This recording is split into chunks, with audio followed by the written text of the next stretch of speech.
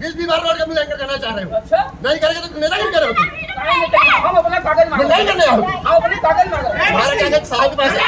जाओ वहाँ। कभी आपने बताया इस बताया बार बताया। कभी नहीं बताया। इंटरनेट से काम करता है।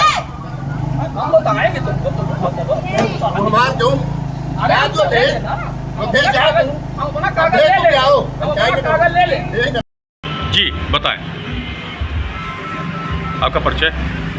जी मैं प्रवीण कुमार पांडे, उपयंत्री जनपद पंचायत गंजों में हूँ। सूरा पंचायत का मामला तो आप लोग देख ही रहे हैं किस तरह से वो कर रहे हैं। मेरे घर आके सुबह उसका समय देखा जाए 7 बजे ये आए, हमसे 4 रोडों का पीसीसी रोडों के पीएस ले गए 7 बजे। हम हाफ अंडरवियर वाइट कलर की और हाफ शर्ट पहने हुए आए। हमने इनको तुरंत फाइल दिया, बाद में फ्रेश होने गए। बच्ची को हमारे विद्यालय जाना था, हमने इनको पहले काम को प्राथमिकता दी। इनको दे करके 10 मिनट हम फ्रेश होकर अंदर से निकले तो दरवाज़ा कोई खटखटा रहा था, बहुत तेज़ से गेट मारा।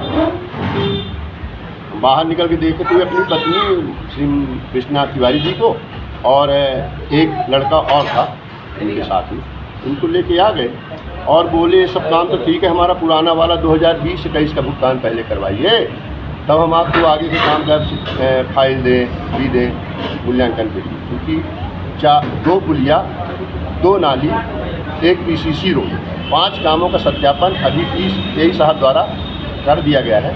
उसके मूल्यांकन के लिए हमको निर्देश जारी कर दिए गए उनके सामने ही। अब इनको माँ पुस्तक और फाइल देना है, ये हम वैल्यूएशन कर दें, तो ये नहीं दे रहे। इनका ये कहना है कि सबसे पहले अब हमारा 20-21 का जो काम है साहब वो हमारा भुगतान कराइए। मैंने कहा यार 20-21 में तो यार 2-3 सहायक यंत्री थे, श्रीकांत द्विवेदी साहब थे, बड़े होशियार SDO हैं, उनके मार्गदर्शन में हम लोगों ने काम किया है और अच्छा लगता है।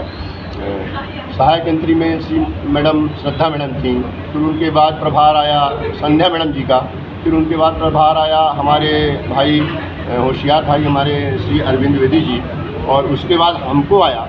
तो मैंने उनसे कहा कि 2-2 सहायक यंत्री, 4-4 उपयंत्रियों को रहते आपका काम नहीं जब नहीं हो पाएगा, कोई तो काम रहा होगा ना जिसके कारण से वो नहीं हो पाया, काम में न रहा होगा।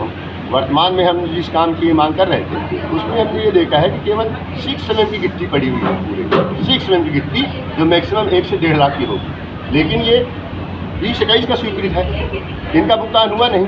अब ये हमसे कराना चाह रहे हैं दबाव बना करके और अनावश्यक रूप से इस तरह से प्रोपेगेंडा कर रहे हैं। आज दिनांक तक इनकी पत्नी कभी नहीं आई फील्ड में। मेरे पास सैकड़ों फोटो हैं ग्राम पंचायत के निरीक्षण के दौरान, हमेशा यही रहते हैं। सरकार के क्या निर्देश है श्रीमान जी, हमको जनता अवगत कराए, महिलाओं को आगे लाना है। आप रहो, लेकिन आपकी सरपंच महोदया भी रहे ना, क्षमा चाहता हूँ।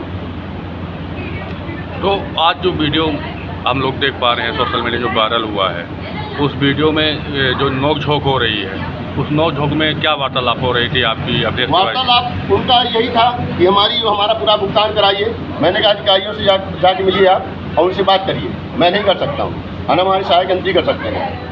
और वो बोले कि जब नहीं करेंगे तो हम देख लेंगे तुमको, इशारा करके मैं देख लूँगा, आओ पंचायत। अब कैसा देखना है उनको, मैं क्षमा चाहता हूँ। नौकरी से हटवा देंगे या हमारी हत्या करवा देंगे या हमारे बच्चों को स्कूल पढ़ने नहीं जाने देंगे। आज मेरी बेटी स्कूल बाल भारती में जाने के लिए तैयार हुई, वो चाबी निकाल ली सरपंच महोदया। अब मैं उनसे टेस्ट तो नहीं कर सकता, उनसे छुड़ा तो नहीं सकता हूँ। मेरी बेटी रोने लगी, पापा हम नहीं जाएंगे स्कूल। आज बाल भारती का आप रजिस्टर मंगा सकते हैं, चेक करा सकते हैं। मैंने उक्त पूरी घटना को सबसे प्रथम मैंने अपने सहायक यंत्री महोदय जी को अवगत कराया, उसके बाद सहायक यंत्री महोदय जी के निर्देशानुसार मैंने अपने कार्यपालन यंत्री महोदय जी को अवगत कराया, और उसके बाद फील्ड ऑफिस गया और पूरा वृत्तांत बताया। साहब को पूरा विवरण दिया कि श्रीमान जी आप मेरे कार्यों को देख लीजिए, मेरे कार्यकाल में जो काम हो रहे हैं, मई में तो अभी मैं गया हूँ, 5वें महीने में मेरे कार्यों को देख लिया जाए। मैंने इतने इनका TS करा दिया, इतने काम प्रारंभ करा दिया, इतने का मूल्यांकन कर दिया। मैं गलत काम नहीं कर सकता हूँ सर, या जैसा निर्देश देंगे वैसा करूँगा।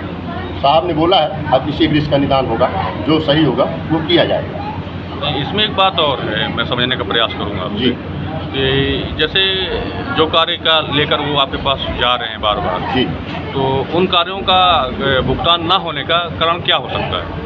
श्रीमान जी वो काम बहुत पुराना है ना श्रीमान जी, 2020-21 का काम है और लगभग अब 5 साल पूरे होने को आए हैं। इनके पूर्व में इनका कोई आदमी था जिसकी सरपंची ये देख रहे थे, जैसा कि मुझे जानकारी है। और इन्होंने तब से आज तक अगर इनका भुगतान नहीं हुआ श्रीमान जी, तो इनको अपने सहायक यंत्री को रिटर्न में हमारे जनपद में बैठे हुए कार्यपालिक यंत्री महोदय जी को, हमारे जिला में बैठे थे हमारे स्वप्निल बनखेड़े साहब जी, उनके पास में जा करके इनको एक आध दो बार पत्राचार करना चाहिए था, एक आध दो कामों की वीडियोग्राफी या फोटो लोकेशन वाली कुछ रखना चाहिए था। ये कुछ ऐसा सिस्टम आदमी रखता है जिसका आदमी जिसका सहारा ले सके कि हाँ आपने काम किया कि नहीं। अच्छा, पूरा गांव आपका विरोध कर रहा है, तो वहाँ आप कह रहे हैं मूल्यांकन कराइए, हमारा 20-21 का बिल लगवाइए। इसके पहले आपने उन अधिकारियों से क्यों नहीं कराया जो 6-6, 7-7 अधिकारी चले गए?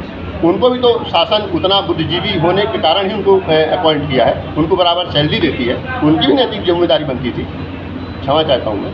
तो इसमें एक बात और समझ में आई कि सोशल मीडिया में चल रहा है कि परसेंटेज की सामने वाला इंजीनियर मार्क कर रहा मैं है आपके ना देने। समझ गया सर, हाँ। मैं समझ रहा हूँ सर, सारी गलत बातें हैं सर। उनके मैंने इतने टीएस करा दिए, क्यों करा दिए, कैसे करा दिए, और उनका उन्हीं का काम मैं नहीं कर रहा हूँ, क्यों नहीं कर रहा हूँ? मैं हाथ जोड़ता हूँ मीडिया से और जनता से जो वीडियो देख रहे हैं, हाँ उनके मेरे बातों में सच्चाई है। ये बताइए 5 साल तक जिस काम का भुगतान पूर्व के अधिकारियों कर्मचारियों द्वारा नहीं किया गया, उसका भुगतान मैं किस आधार पर, किस बेस पर, किस पावर, किस शक्ति पर मैं कर दूँ? अगर मैं करता हूँ तो मेरे पूर्व के जो अधिकारी थे वो क्या सोचेंगे? या तो मैं उनसे ज़्यादा, ऐसा नहीं हो सकता है, तो इसका मतलब मैं उनकी कलम को काट रहा हूँ, तो ये गलत होगा, अन्याय होगा शासन के निर्देशों का और प्रशासन के जो हमारे मुखिया हैं उनके निर्देशों का।